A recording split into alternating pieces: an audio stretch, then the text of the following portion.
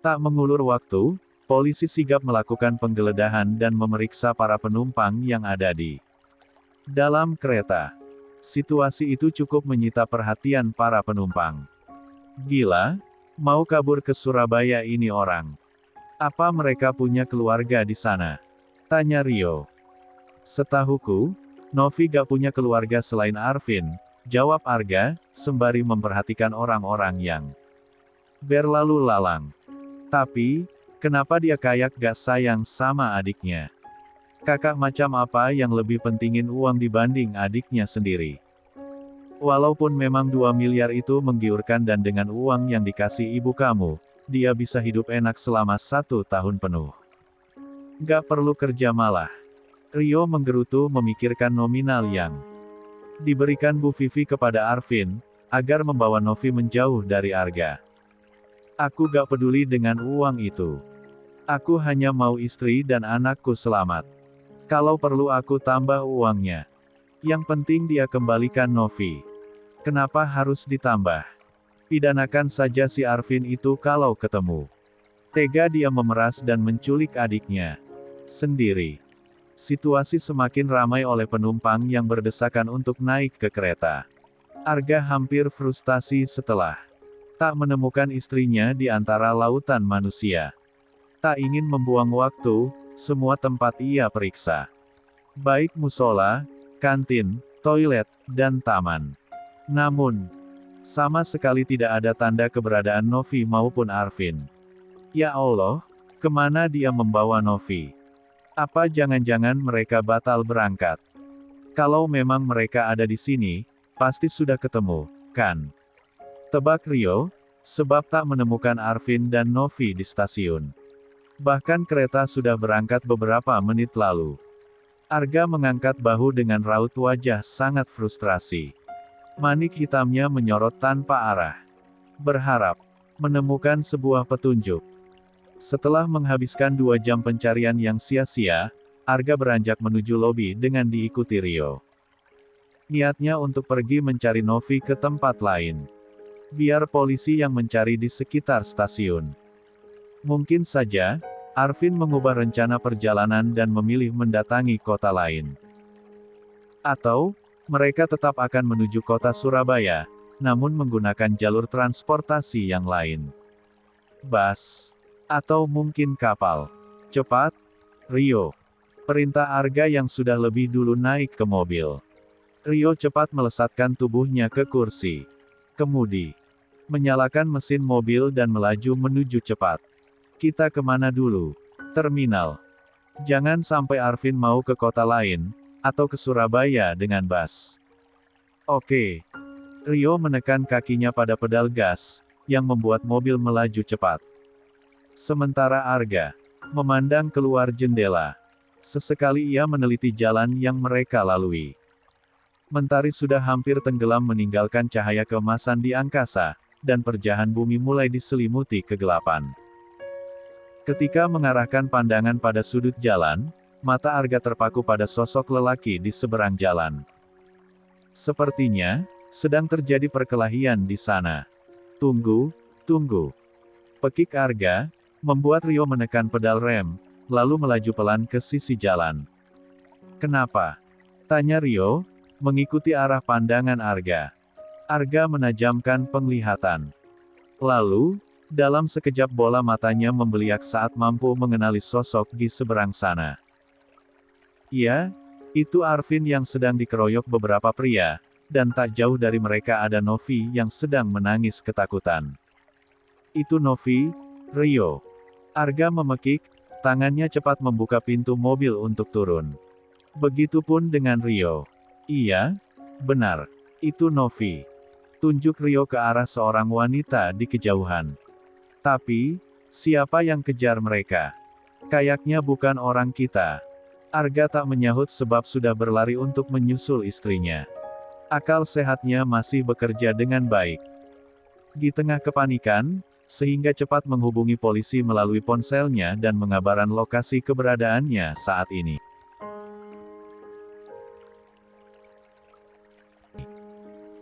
Sementara di sana, Arvin kembali menarik tangan adiknya setelah menghantamkan kepalan tinjunya kepada seorang pria. Pria tersebut sempat tersungkur, sebelum akhirnya bangkit perlahan untuk mengejar.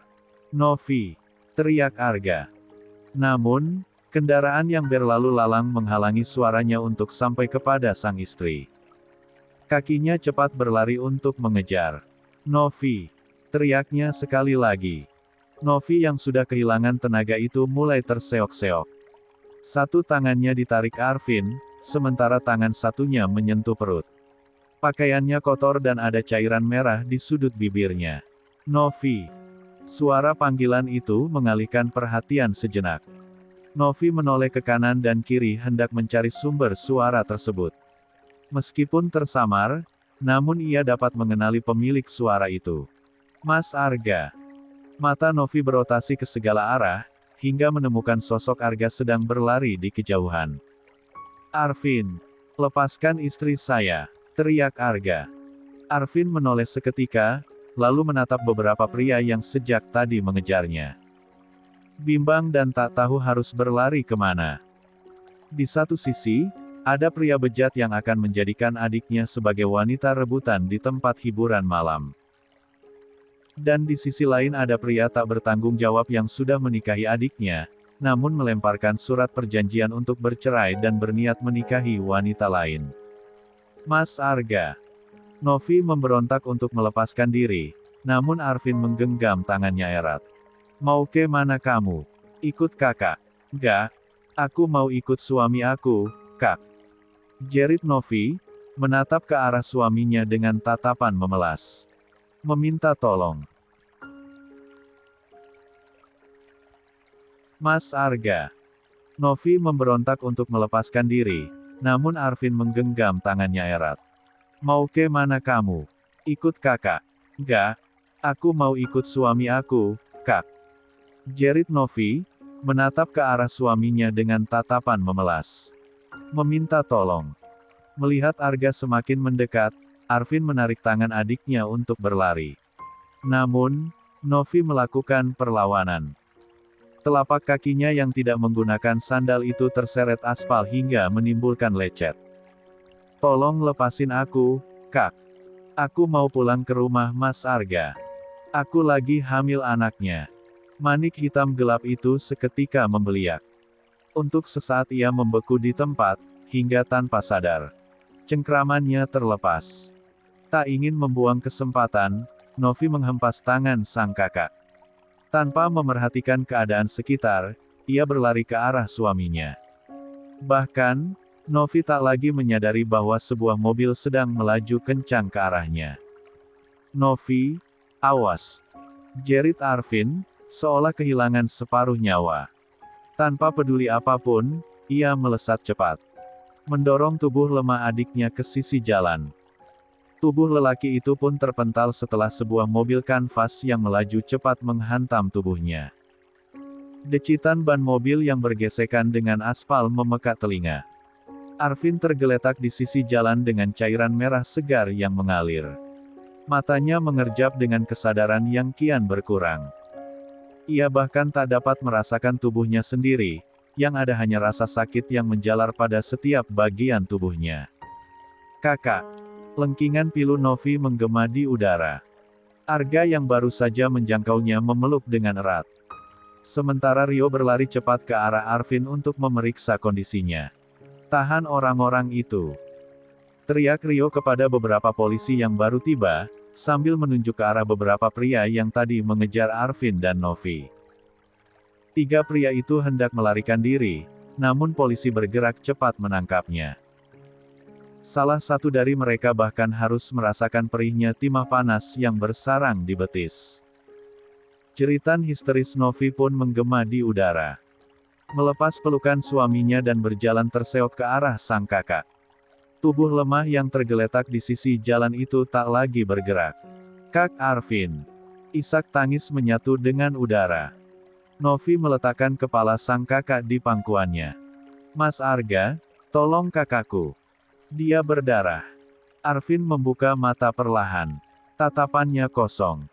Tangannya mengulur untuk menjangkau sesuatu. sesuatu. Sil. Sesaat setelah menggumamkan nama itu, perlahan matanya terpejam. Novi terbaring di sebuah ruangan di rumah sakit setelah sebelumnya sempat pingsan melihat kakaknya dalam keadaan terluka parah dan bersimbah darah. Sudah hampir 1 jam, tetapi ia belum juga tersadar. Arga yang duduk di sisinya tak pernah beranjak walau hanya sedetik. Matanya memandang wajah pucat itu seolah tiada kata jemu, menggenggam tangan, sesekali mengecupnya, atau membelai puncak kepalanya penuh kelembutan. Tolong periksa lagi. Pastikan istriku dan janin dalam kandungannya baik-baik saja, pintanya kepada dokter Salsa, yang sedang melakukan perawatan pada kaki istrinya. Telapak kaki Novi terluka sebab berlari di aspal dalam keadaan tidak mengenakan alas kaki. Tenang, Arga. Novi gak apa-apa. Tadi kan sudah di USG juga, sahut dokter cantik tersebut. Kakinya gimana? Gak ada luka serius, kan? Gak, kok. Cuma lecet-lecet. Arga bernapas lega dan kembali menatap istrinya. Di antara rasa khawatir itu, ada perasaan bahagia yang teramat sangat. Novi, gadis polos yang ia nikahi secara terpaksa, istri yang sebelumnya tidak ia inginkan, bahkan ia sempat melemparkan surat perjanjian untuk bercerai, nyatanya adalah gadis yang dijodohkan dengannya. Sejak lama, masih segar dalam ingatan Arga pertama kali bertemu dengan Novi. Kala itu ia baru pulang sekolah dengan dibonceng kakaknya. Kata tetangga, Novi adalah gadis yang pemalu dan tertutup. Sehari-hari dikurung kakaknya di rumah dan hanya boleh keluar saat ke sekolah. Dan hari itu pun tiba, ketika Dodo dengan tidak tahu dirinya terbang ke balkon rumah Novi dan membuat kekacauan. Sebuah kejadian ajaib yang memaksa Arga terikat dengan gadis itu ke dalam sebuah pernikahan. Awalnya, Arga pun sempat berburuk sangka terhadap Novi. Mengira bahwa gadis itu bekerja sama dengan Arvin untuk memeras dirinya. Namun, waktu membuktikan kebenaran. Karena jodoh tahu siapa pemiliknya. Sejauh apapun pergi, semesta pasti akan mempertemukan kembali. Dengan cara yang unik. Arga, gimana Novi? Suara Bu Vivi menggema sesaat setelah pintu ruangan itu terbuka. Mengalihkan perhatian Arga sejenak. Belum sadar, Bu. Tapi, kata Salsa, Novi baik-baik aja. Bu Vivi lantas mendekat dan berdiri tepat di samping tempat tidur pasien. Tangannya mengulur membelai puncak kepala menantunya. Kandungannya gimana? Alhamdulillah, gak apa-apa. Wanita itu bernapas lega. Matanya memindai tubuh yang masih terbaring. Meringis saat melihat luka lecet di kaki menantunya. Ibu dengar dari Rio, katanya kakaknya Novi terluka parah. Iya, Bu. Arvin kritis. Arga termenung sesaat. Jujur, ia agak bingung dengan sikap Arvin. Di luar ia tampak sangat kasar terhadap adiknya, bahkan cenderung tak peduli. Belum lagi tekanan yang ia berikan kepada Novi selama ini. Bahkan, Arga sempat mengira bekas darah mengering dan lebam merah di sudut bibir Novi tadi adalah karena dipukul Arvin. Tetapi, tiba-tiba saja lelaki itu menjelma menjadi sosok kakak pelindung dengan aksi heroiknya. Mengorbankan diri demi menjaga adiknya. Orang yang kejar mereka sudah diamankan. Arga mengangguk. Sudah, Bu. Lagi diurus Rio di kantor polisi. Baru saja Arga menyelesaikan kalimatnya, tiba-tiba terdengar suara ketukan pintu. Arga sontak menoleh dan menatap Rio yang berdiri di ambang pintu. Sebentar. Novi gak pakai hijab. Pekiknya, lalu dengan cepat memasang hijab instan untuk menutup rambut istrinya. Kayaknya, kita ngobrol di depan aja. Aku bawa berita penting tentang Arvin dan Novi, ucap Rio. Dalam sini aja. Aku gak mau meninggalkan Novi sendirian.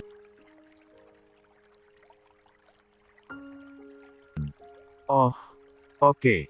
Rio melangkah memasuki ruangan tersebut dan duduk di sebuah kursi. Raut wajahnya tampak serius dengan membawa sebuah map, yang kemudian ia geser ke hadapan Arga. Secepat hembusan angin, Arga meraih benda tersebut dan membukanya. Ada beberapa salinan berkas perjanjian yang ditandatangani oleh mendiang ayah Novi. Mata Arga berkilat marah saat melihat angka yang tertera dalam surat perjanjian tersebut, berikut poin-poin di mana Novi menjadi jaminan. Apa-apaan ini? Geram Arga, tangannya meremas berkas tersebut hingga kusut. Bu Vivi cepat meraih berkas tersebut dan membaca barisan kata yang tertuang di sana. Ayahnya Novi terjebak hutang dalam jumlah besar. Orang yang kejar mereka tadi itu rentenir. Kening Arga berkerut dalam. Ia menatap Rio, seolah menuntut penjelasan lebih jauh. Ruben, rentenir itu sudah mengakui semuanya, tadinya mengelak, tapi setelah dicecar polisi dan terjebak sendiri akhirnya mengakui. Ternyata selama ini dia memeras Arvin dengan menggunakan surat perjanjian di mana Novi menjadi jaminannya. Papa Rio menatap Arga yang tampak menahan amarah. Bu Vivi pun semakin penasaran. Sebenarnya, ia tidak begitu mengenal baik orang tua Novi dan Arvin. Melainkan hanya mendengar cerita dari mendiang suaminya, bahwa sahabatnya itu pernah menolongnya saat dalam keadaan terdesak keuangan. Karena eratnya pertemanan mereka hingga ingin mengubah pertemanan menjadi sebuah keluarga, yaitu dengan menikahkan Arga dan Novi. Selama 2 tahun ini Arvin sudah mencicil sejumlah 500 juta ke Ruben. Uang yang didapat dari Bu Vivi kemarin juga sudah diserahkan ke Ruben sebanyak 1,5 miliar untuk membebaskan Novi.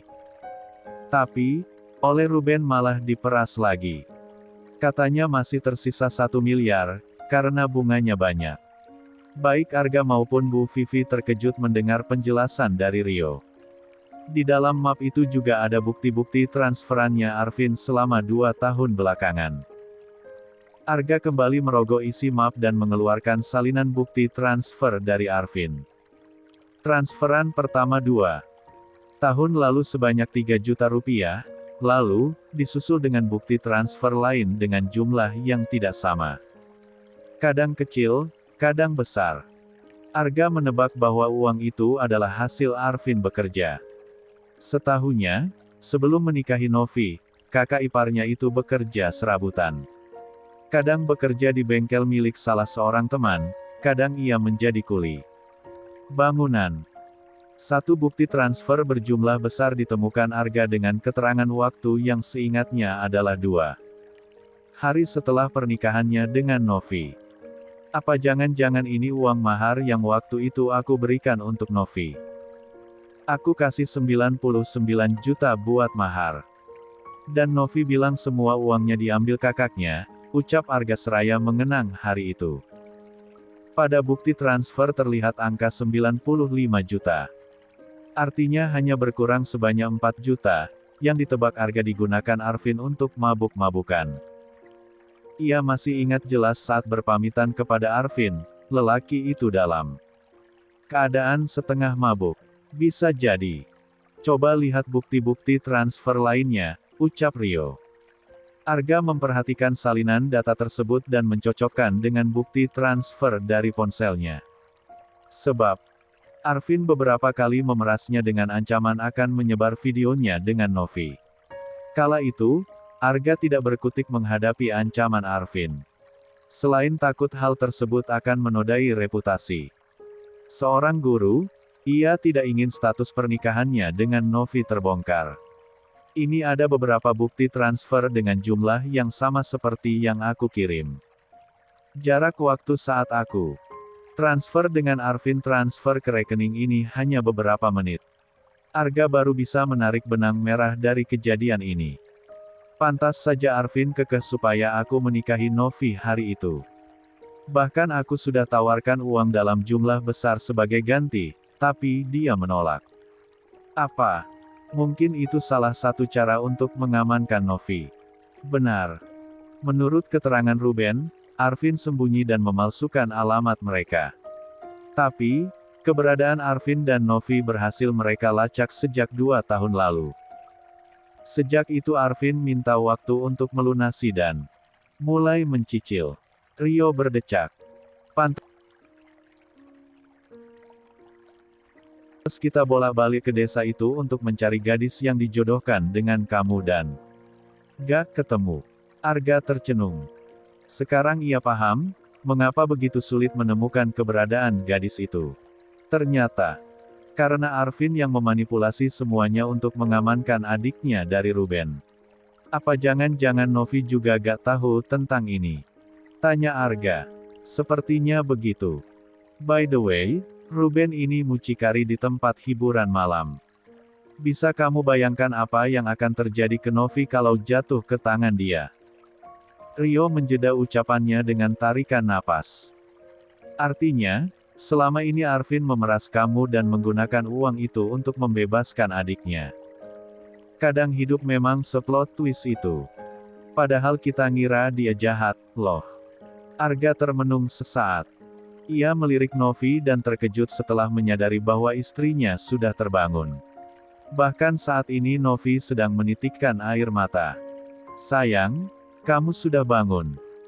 Arga langsung bangkit dari sofa dan mendekat ke arah tempat tidur ketika Novi hendak bangun. Kakakku. Bagaimana, Mas? Tanya Novi kepada suaminya dengan mata yang terus mengalirkan cairan bening. Tenang dulu. Kakak kamu masih ditangani dokter, bujuk Arga lembut, memeluk istrinya. Di ruangan mana? Aku mau lihat.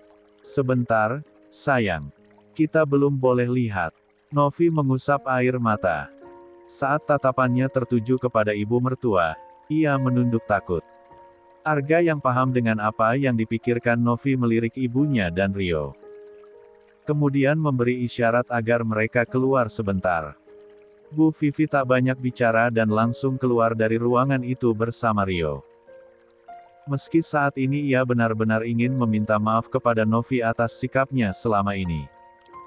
Langkah kaki yang saling berkejaran mengalihkan perhatian mereka. Nindi dan Hito sedang berlari kecil ke arah mereka. Novi gimana, Bang? Tanya Hito. Masih di dalam sama suaminya. Jangan diganggu dulu, iya. Biar Arga menenangkan Novi, soalnya Novi shock banget dengan kejadian tadi sampai pingsan. Tapi, Novi beneran gak apa-apa kan, Kak? Gak terjadi apa-apa dengan kandungannya. Imbuh Nindi menatap khawatir. Gak apa-apa. Cuma kakinya aja yang lecet. Rio menatap Nindi lekat-lekat. Memperhatikan setiap pahatan di wajah gadis itu. Mulai dari mata, hidung, bibir dan bentuk wajah. Kalau kakaknya Novi gimana? Tanya Hito. Kritis. Sekarang masih ditangani dokter di ruang operasi. Rio mengajak Hito dan Nindi untuk duduk di ruang tunggu. Sementara Bu Vivi duduk tak jauh dari mereka sambil memainkan ponselnya. Sesekali Rio melirik Nindi yang sedang mengobrol dengan Hito. Keduanya sedang membicarakan niat Nindi untuk pulang sementara ke kampung halamannya setelah acara perpisahan sekolah nanti, untuk mengurus SKCK demi melengkapi berkas lamaran kerja. Terus kamu pulang kampungnya naik apa? Tanya Hito. Naik kapal. Soalnya kalau naik pesawat mahal, bisa 4 kali lipat selisihnya. Kalaupun aku punya uang segitu, daripada dipakai buat naik pesawat, mending buat makan. Gadis itu meringis pelan memikirkan biaya naik pesawat ke kampung halamannya. Tapi jajan di kapal tetap mahal kan? Mana lama lagi? Kalau lama memang iya. Tapi, kalau soal makan, aku bisa bawa bekal. Bisa juga beli mie instan dulu sebelum berangkat, nanti bisa minta air panas buat siram mie-nya. Jadi tetap hemat. Hito manggut-manggut mendengar penjelasan Nindi. Memang kamu kampungnya di mana, Nin? Tanya Rio, menatap gadis itu. Di desa Biji Salak, Kak, jawab Nindi tersenyum. Rio mengangguk. Ayah ibu kamu tinggal di sana? Enggak, Kak. Ayah sama ibuku udah gak ada sejak aku kecil, dan sejak mereka gak ada, aku tinggal di panti asuhan. Jadi yang ngebiayain kamu sekolah siapa dong? Tanya Rio, karena setahunnya biaya di sekolah internasional seperti tempat Arga mengajar sangat mahal, biaya per semester saja menelan puluhan juta. Temennya Ibu Panti yang bantu urus, Kak. Waktu itu aku ditawarin sekolah di sana. Om teman Ibu Panti juga yang biayain buat kesininya. Oh, teman Ibu Panti kamu siapa memangnya? Kalau gak salah, namanya Pak Amir. Katanya, kenalannya yang punya yayasan. Emang kenapa tanyanya detail banget, Bang? Kayak lagi interogasi.